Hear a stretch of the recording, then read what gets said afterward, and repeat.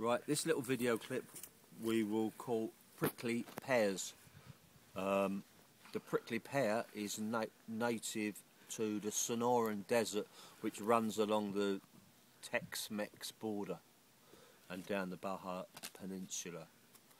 The Spanish brought the prickly pear back to their possessions as they brought them here to the Canary Islands. It's now gone rampant. You can see all these prickly pears behind you. They were used as edible fencing. They would make a stock-proof fence. People could eat the pads in times of emergency, and you can see you can eat the pears. There's a prickly pear there. They're not pears at all. They're cactus fruit. What else about them? They're particularly all over the Canary Islands because sometimes you see in the pads little fat bugs which, if you squash, out comes a purple juice, and that's cochineal. So there was a boom time in the Canaries for planting prickly pears to produce cochineal.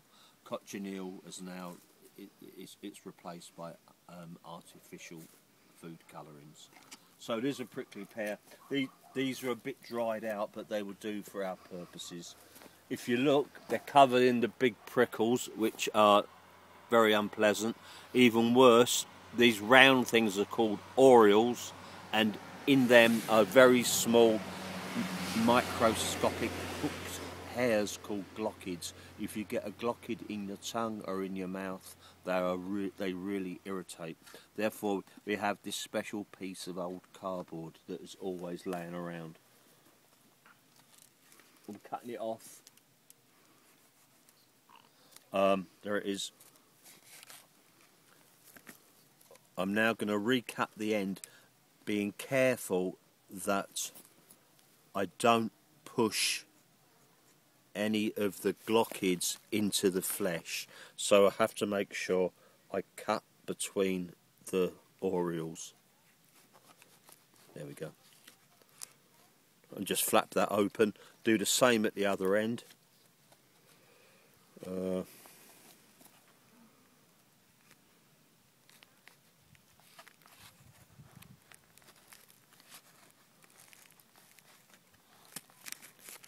Flapping that end open like that. I'm now again going to cut through the skin. Got it there, Sarah?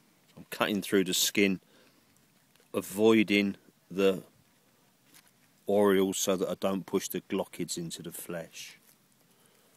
And then if I run my knife under the skin,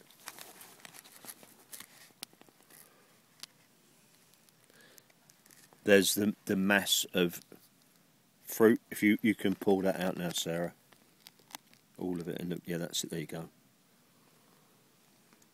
Should I put it in my mouth or yours? Half you, half me. Okay, there you go. So it's very seedy. It's sweet and juicy, and very refreshing. And often, in a desert situation, in the Canaries or in North America, for example, it's the only edible thing around.